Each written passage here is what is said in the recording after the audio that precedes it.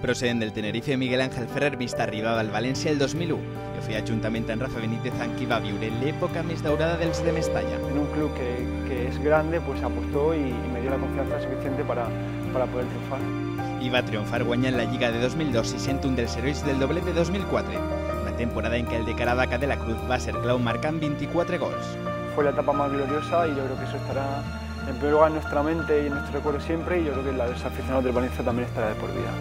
De per vida quedarà la seva participació estel·lar en la final de la UEFA que van guanyar a l'Olímpic de Marsella.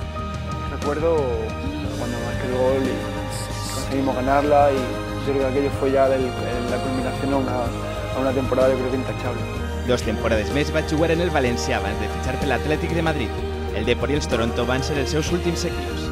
Ara una lesió de pubis fa que amb 32 anys hagi decidit echar les botes. Cuando yo comencé, a lo mejor en mis sueños mejores no hubiese imaginado nunca el poder conseguir lo que he conseguido a nivel humano y profesional.